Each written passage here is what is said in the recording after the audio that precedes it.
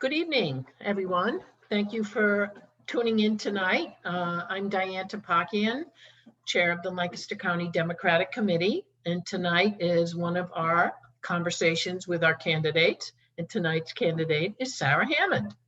So take it away, Sarah. All right, thank you, Diane. As Diane mentioned, my name is Sarah Hammond, and I'm running for Congress against Lloyd Smucker here in Pennsylvania's 11th Congressional District, serving Lancaster, all of Lancaster County, and Southern York counties. So I got involved and am running for office because for far too long, our congressmen, especially Lloyd Smucker, have really not been listening. They've been discounting our people, whether it's, listening to protests in the streets or serving them, especially in the chambers in Congress. And for working class families like yours and mine, I understand the detrimental impact that gridlock in Washington, partisan-based gridlock in Washington has on working class families like yours and mine. So that's why my team and I are working to come up with solutions to a lot of the problems that we face on the daily, and are making sure that we're doing our best to amplify the various voices in our community to make sure that we're serving you to the best of our abilities. Great. Nice to have you here tonight, Sarah. So let's start. We have some questions that we prepared. What have you found are the top 3 or 4 issues most important to voters? So right now, a lot of these can probably be expected with COVID, but a lot of these are things, that we're fortunate that we've been pushing on our platform for the better part of a year now. The number one issue by far that I've heard about, and this even dates back to pre-COVID, but is very specific now, is just access to healthcare and our struggling healthcare system. I hear more than anything else from people who are struggling with disabilities, being faced with not being able to go back to work right now because of COVID, those having pre-existing conditions who are just terrified that if they get sick, not only might they not make it, but that their families might be left with so much burdensome debt due to everything relating to COVID and their experiences. We hear a lot about prescription drug costs and also just straight up struggling to afford insurance, and especially those who are without it now that we have this job loss.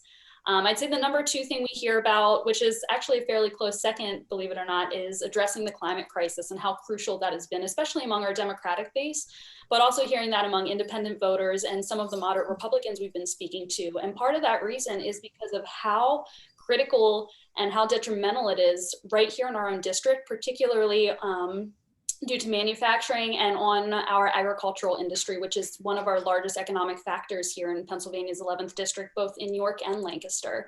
So making sure that we're finding solutions that can fit the Green New Deal resolution and make sure that we can transition to a better and more economically and environmentally sustainable future moving forward. And the next ones that we're hearing, I touched a little bit about COVID and the economic help and recovery plan that is really lacking right now, with the HEROES Act being passed in the House, but being held up in the Senate. And also, of course, criminal justice reform, rightfully so, and tackling and rebuilding through the systemic oppression that's already here to try to make a more equitable future for all. Mm-hmm. Thank you. And regarding those issues that you mentioned, is there existing legislation you support that would address any of those issues?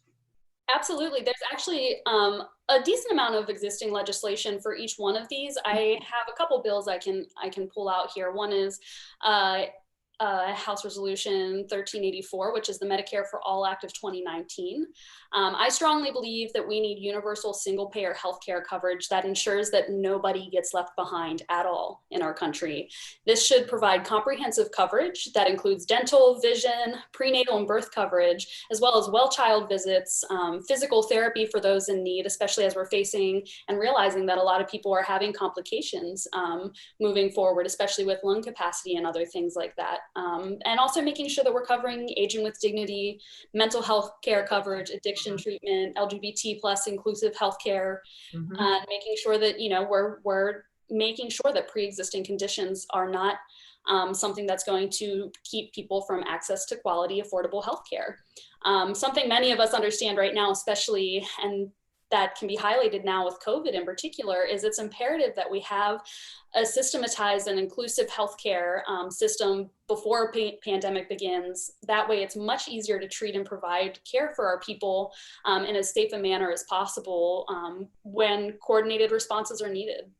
Looking at climate change, I very much support the House resolution that outlines establishing a Green New Deal. And I very much believe in adopting policies that outline goals and solutions detailed within that to achieve those goals, including the Green New Deal for Public Housing Act, which given everything with COVID again, I 100% unequivocally believe that housing is a human right. And we cannot survive without access to healthcare, access to food, and access to shelter. Very first and foremost as your basic needs. So that is why I support the Green New Deal for Public Housing Act that's already out. In addition, for criminal justice reform, a really easy one to support that's just passed through the House was HR 7120, which was the George Floyd Justice and Policing Act of 2020, which just recently passed through. And we also believe in taking a step further to provide financial and policy oversight for federal, state, and local governments, and really focusing on just funding what works within our communities. So I believe in abolishing for-profit prisons. I don't think that any means of incarceration should be for a for-profit motive. And I also believe that with reentry services. I believe that we are well past due time in ending the war on drugs, and also making sure that we are repealing and completely replacing and taking down the 1994 crime bill, because it's been in place now for nearly my entire lifetime. And the discriminatory 3 strike laws that are there and everything else bundled in that are so detrimental in our communities. And we've seen not just the developmental impact, the impact on families and poverty within our communities, but also how that carries on for generations and generations in this cyclical cycle. And of course, with economic help and recovery, given COVID-19, I am in full support of the HEROES Act. In addition to those bills, do you feel that there are other actions that should be taken?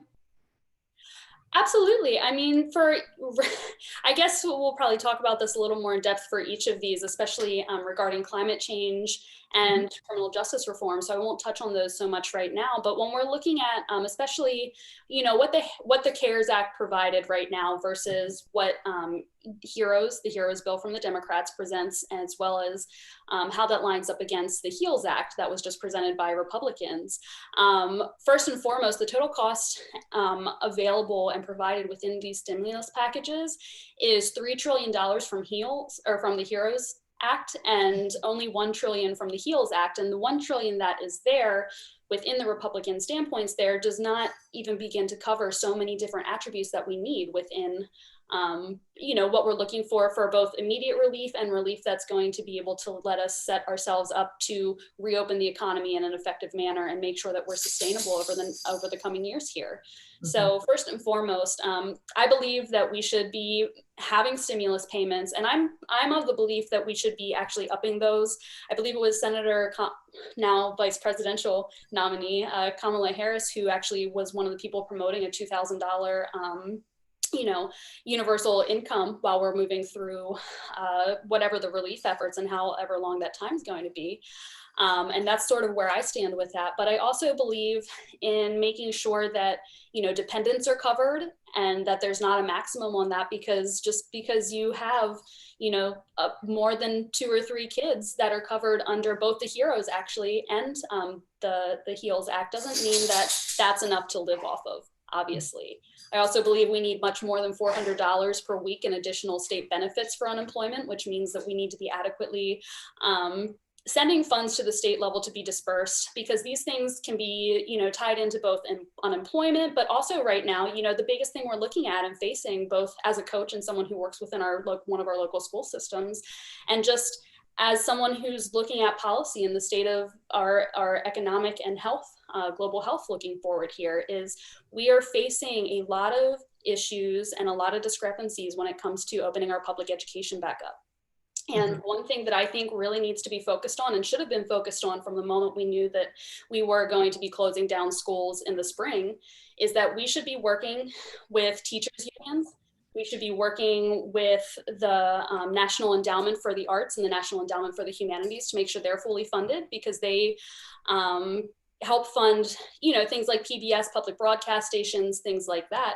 And what I believe we should be doing to help fill the gap between the technological needs and the socioeconomic disparities going on that are detrimentally impacting those who are either forced to go to schools or don't have a school or an alternative education system that works for them. If we could marry public broadcast and make sure that our teachers and our educators and those unions are the ones who are in charge of creating the mandate for what education looks like, we can make sure that we have a multitude of opportunities and options that, parents and students and families and educators are able to facilitate as we move through the next year or two of schooling in as safe a manner as possible. I'm hearing a lot about using television because everybody has a television, right? Yeah, it's one of those things. Marry that. Yeah. Seems like a very good idea. Tablets and other forms of technology are just so inaccessible, whether it's trying to get them into schools that don't have adequate funding as is, as well as just, it's difficult. It's difficult to give a child a phone or a computer or anything else, but a TV is a resource, as you had mentioned, that is much more accessible and provides an alternate opportunity to engage. Right. Good. So what do you think are the best ways to stay informed with your constituents? Oh, this is always a really fun question, because really the limits are endless when we get really creative. And that's something that I'm really fortunate for how tech savvy our team is in regard to,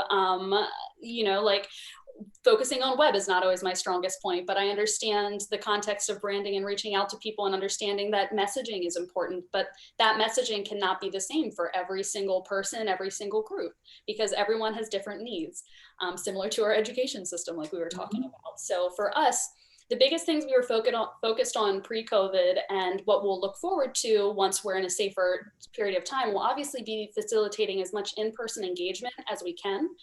What I'll start with right now is, we're working on next week launching roundtable discussions with our co-host Hajir, who is very active within both the York and the Lancaster County communities, where we hope to live stream very similar to this. And each topic is going to have each episode will have a topic that has intersectional issues that we focus. And our goal is to bring people of all walks of life into this panel of representation, and then making sure that it's run for, if you're familiar with what an AMA is, and Ask Me Anything, making sure that we have these topics promoted beforehand so we can have potential questions in, we can guide it as a conversation, and that we can take questions and facilitate reactions and answers in real time to make sure that our community is engaged as possible while we can't be face-to-face for town hall and things like that. A big part of what our team's been doing this year with the presidential election year has been trying to reach out to the disaffected voters who have historically felt discounted or left behind, whether it is those who are from marginalized communities, those who speak other languages, those who have found themselves here in our country for a new start and have never had the opportunity to engage in voting before in their other countries and experiences, and also making sure that we're just having consistently and continually these communication-based interactions that are community-based connections, and just showing up to listen and engage, because we can't, and we also have no desire to just show up to pander for votes. It just doesn't work. It's disingenuous, and it's not the right thing to do, quite frankly. So when we're looking forward to when we're elected, we will look to carry a mix of virtual and, of course, eventually in-person town halls and roundtables, again, making sure that our offices are not only adequately staffed, but that they're accessible, and that we have representatives for our office, as well as myself when I'm available to be there, to support our community-based needs, be there for events, and make sure that we have time set aside for virtual or in-person one-on-ones with members of our community, specifically members of our community here, sort of like office hours. Of course. Good. Yeah. And so, once you're elected, how would you go about promoting a more collaborative government? So this is always a really interesting and I think imperfect question and answer sort of field, because right now we're really seeing one of the most divided times in history, where not only is collaboration extremely important, obviously to make sure we're moving bills through the House and that they're not just sitting at Mitch McConnell's desk for eons and eons, but I think the biggest thing, first and foremost, is it's largely about building relationships so you can have a respectful dialogue about the issues at hand, find those core values, and then really work our best to collaborate on the most wide-reaching solutions possible. An example of this is looking at Ted Cruz and AOC, two of the furthest people apart on the spectrum there. If the two of those can put aside their public personas and sit at a table and make sure that human rights are not on the chopping block at the table in those bills, if they can have those conversations, there's no reason that we can't work to facilitate those same kinds of conversations and things like that. And I also think it's really important to note that we're effectively standing strong to ensure that those human rights are never the bargaining chip on the table. And I guess what this means to me in particular and personally is working hard to find a cohesive balance within our own party as well, based on our mutual values, having respectable dialogues, and just finding, again, that cohesiveness, because we need that within our party in order to be able to, again, move across the aisle, but still stand true to our values and to our people. Very good. So the Supreme Court recently ruled that members of the LGBTQ community are protected from discrimination in the workplace. What are your thoughts about the ongoing lack of protections in housing and public accommodations? Well, I think first and foremost, again, tying back to the fact that I strongly believe that housing is one of those core principles to basic human rights and how well you're going to do and the quality of life you're going to have and your opportunities. If you're worrying about housing in general, you're going to be stressed. You're not going to likely have an opportunity to engage in many jobs or anything else because you don't have the proper means to hygiene. You don't have safety and security that you do at the house. And on top of that right now, people among my generation in particular and younger, the debts we carry are not like the debts into houses and properties as they were in previous generations. Our debts are not equitable. So when I take this a step further to LGBTQIA plus community, I don't believe, again, that anyone should be discriminated against legally. And I especially don't think that it should be so when it comes to housing and those basic human rights. I do think that we really need to confirm support for, like I mentioned earlier, the Green New Deal for public housing that would provide funding into infrastructure to not only rebuild stronger properties, but also we could probably reallocate some of that funding under certain stipulations to ensure that it has to be equally accessible. And we can create incentives to make sure that housing discrimination is not something that continues into the future. And with that being said, I think it's also really important to note, especially for those who are in Lancaster City and familiar, we do have some solid facilities that are helping out our homeless population, for example. And I really need to point out that for anyone who's not aware, that our LGBT youth in particular, but especially the LGBT community as a whole, tend to find themselves in homeless situations like this at much higher rates. And when you're kicked out at a young age because of who you are and who you love, because of fear in someone else's heart who is supposed to love and take care of you, and misunderstanding and everything else, it's difficult to break that cycle. And we don't have a lot of resources that are able to adequately address that. So I appreciate groups like the LGBT Coalition here, and I appreciate groups like Rebel Cause and those that are working to help this community, but we really need to take a serious look at basically decriminalizing homelessness as we see it and making sure that we're investing in our LGBT youth and their resources, educating in proper, ways of treating people with decency and respect, both in homes and as families, and also, again, tying it back into our housing and public accommodations.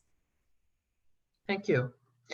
Do you recognize the role of systemic racism in our society, and how can we respond to that? So I absolutely understand the role of systemic racism in our society, and I think that we're already starting to see the beginning blocks of what response looks like. When we let things go for so long without changing, that's when we start to see the movements to the same degree that we are in the streets and that we're still seeing in our streets. And I'll say I'm incredibly proud of that. I'm not incredibly proud of the fact that we have to be doing it, but I will say that, from the moment people were tear gassed outside of our office downtown, we were able to provide our front facing facility to who's now Safe House Lancaster, and some other community leaders to really lead the charge on what they deemed possible. And we were able to try to provide any support that we could from the back end. So I think a few things when we're looking at how do we respond and address these things, how do we respond as white America versus how do we respond as BioPC? I am not a woman of color, and I will never try to speak on behalf of those who are experiencing this. That includes everything from defunding the police to being in the streets and to dealing with everything in any way that you are. My duty, not just as an elected official, but as an ally, is to be here to listen and to support you in any ways that I can. And that's why we've been trying to focus on utilizing our platform as a campaign to do so. So moving forward, when we're looking at legislation, there's plenty of things we can talk about at the local and the state level, which are a little bit out of my jurisdiction, other than being able to provide funding at the state, funding through the federal level to support states as they move forward to fund what works. I was actually recently talking with my policy director, Mark, who's very big into, criminal justice reform here and is one of my lead advisors with this. We were talking about, not only do we have to be listening to our BIPOC communities and their lived experiences and concerns, we need to be working to reallocate our tax dollars to effectively fund the services that work. He actually recently shared with me a project called the Breathe Act, which is a project that our team is currently looking into from the Black Lives 501c4 Electoral Justice Project. And it has 4 main goals. And Ayanna Pressley has actually talked about this probably most recently.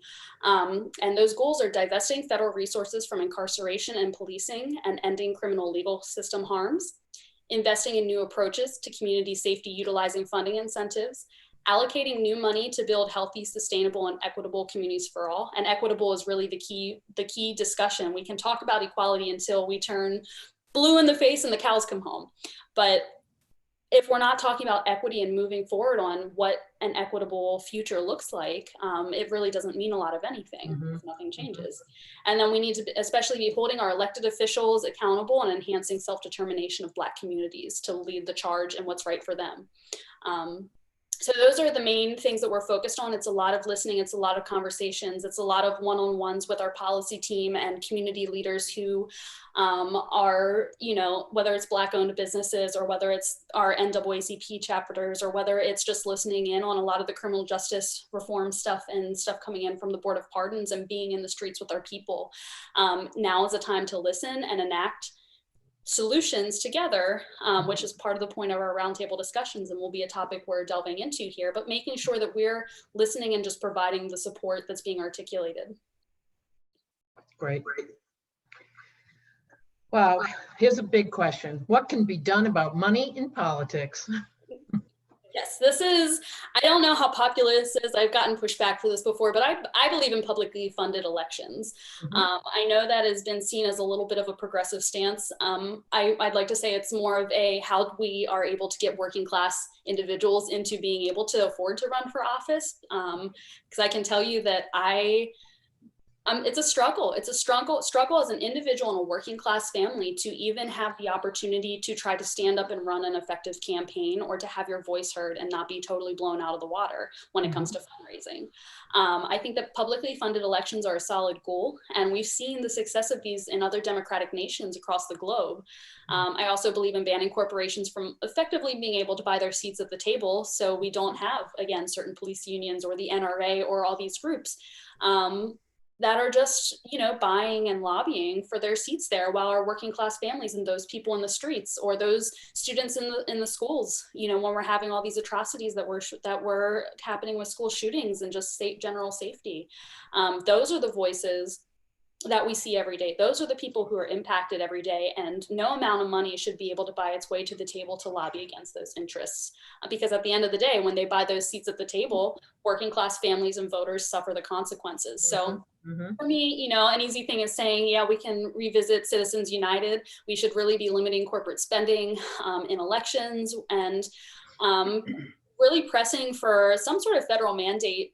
And we're exploring more what that would look like. It is a little sticky on what would, fall between and against First Amendment rights, which is part of the reason Citizens United was repealed in the first place, or overturned in the first place, rather. And making sure that, we're making a fair starting ground where everyday people and working class citizens like you and I can afford to run a fair race to represent our people. Absolutely. How do you think legislative redistricting should be administrated?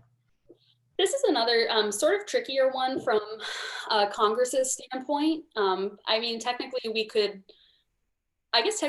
withhold seats for places that were deemed illegal. There is voting power, executive voting power within that for Congress, but it's a sticky situation and not something that's really realistic to go by. But I think what is really important is making sure, again, that we are adequately funding the needs of the state. And I think that we should be looking at should be looking at statewide independent redistricting commissions. I've been a strong supporter. I've been active with groups like Fair Districts PA, actually them very specifically, especially when I was working more at the state level. And I think it's absolutely imperative that, I don't care if it's a Republican or a Democratic majority, or if it was a random third party, no one in power should be in charge of manipulating districts and the maps and having them change. We take a census every 10 years, and part of that is supposed to go into, and that's a, shout out, do your census if not, because it's important for stuff like this, but your census is part of what's supposed to go into helping that. If we have an independent agency of people, and I think there should be bars from being, whether you're an elected official, a lobbyist, having anything to do with any sort of specific political related activity at the state or federal level, you should not be able to sit on that independent commission, because I don't think you can do it without bias. So just to recap, I really feel that we should be making sure that we're adequately funding the state so that can be redispersed to independent redistricting commissions. Once you're in office, Sarah, how will you respond to the multitude of problems created by COVID-19? This is a seemingly endless platform, and this is something that, as we get ready to roll out our new website update, we have a huge section that will kind of recap all of these things. But to summarize, the bulk of our main points just off the bat, first and foremost, fighting for universal comprehensive healthcare coverage without backbreaking copays. I understand that that's something that won't be implemented just like that. So that is obviously a long-term goal, and we're looking at rebuilding the economy and the sustainability moving forward. But also looking at ways to make sure that on the interim, we can make sure that we are still able to enroll people in Medicare and Medicaid right now, especially that people are out. I don't believe that we should have open enrollment periods. I think that it should continually be rolling, because someone like myself, before I left for Congress, my municipal mandated insurance that I was on ran out after the time period for me to enroll, or was up. Yeah, it was up into my period of enrollment, and I needed that for some testing and stuff that I was having done. And then by the time that I got past all of that, and my insurance effectively ran out, I was not I was not enrolled in ACA, basically.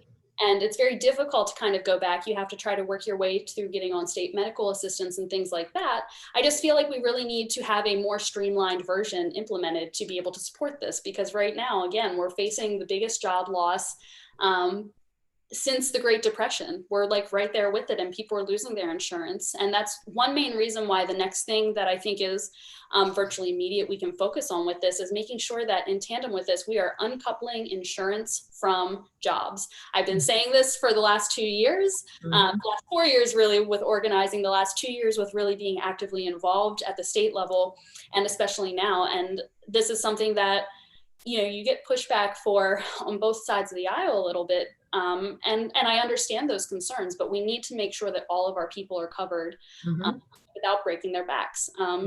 Another few things here is, of course, lobbying to reinstate the pandemic response team and ensure that the CDC is well equipped to study and create effective vaccines, and also to be able to do the follow-up, because we don't know how detrimental this disease is going to be and what the pushbacks are going to be, not just with each season that we're fighting this, but also what some of the long-term effects are going to be, particularly on, the lungs and the brain. So, I believe strongly in fighting for justice for working class families, which can mean everything from, or does mean everything from raising the federal minimum wage to $15 minimum, but also making sure that we have an effective index where $15 is deemed the livable wage, generally speaking, across the states right now, but we know that that still does not meet the basic needs in many areas. And if we create a plan where we bump up to $12, as we hear sometimes now, and then over the next 5 or 6 years, we make it $15, that is, $15 will not still be the mandate of what a livable wage is. So we need to make sure that we're working on a proper index that rises with the cost of inflation and the cost of living.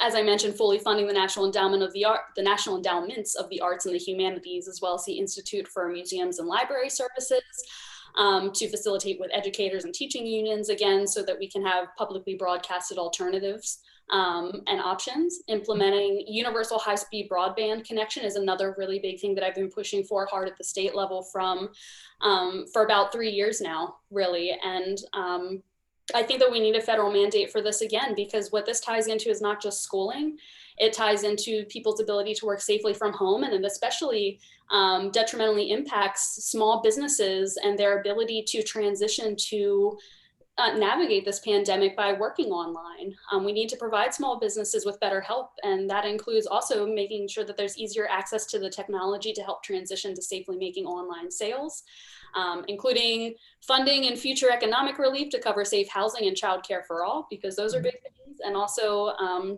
solidly looking forward to creating transitional jobs through a federal jobs guarantee that can fit in with the Green New Deal, actually, resolution, and will help to train those who are out of jobs, not just now, but as we transition away from fossil fuels and ban fracking and those sort of things, so that way no one is left behind.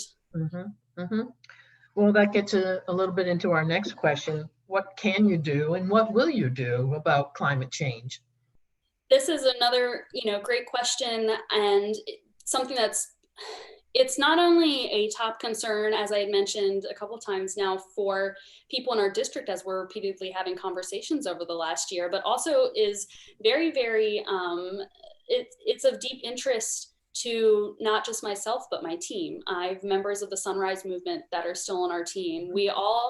One of the earliest things I can remember protesting about had to do with banning fracking and things like that here in Pennsylvania alone.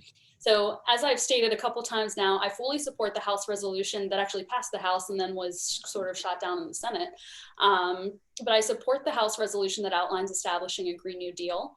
I believe in adopting policies such as the Public Housing Act and Federal Jobs Guarantee that outline goals and solutions detailed in the Green New Deal resolution. I believe that we should be fighting to make sure we're getting as close to possible zero waste communities and getting our world as close to possible to net zero greenhouse gas emissions within the next 30 years.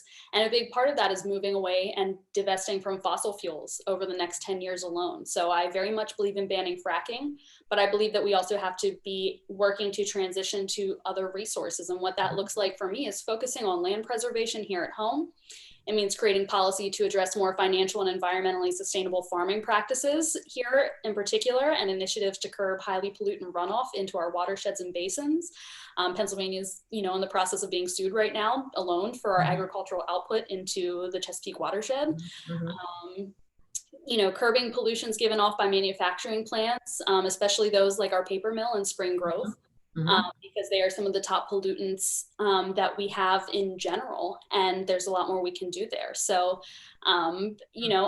there's rarely a day where I don't have a notification from WeatherBug, an app that I have, that is telling me that we have high air quality issues, really bad and poor air quality, and that almost alone stems to a lot of the manufacturing and especially the paper plant that we have in this district. And that leads directly back to being a huge issue when we're trying to talk about having a lack of adequate Medicare or healthcare coverage of any sort there.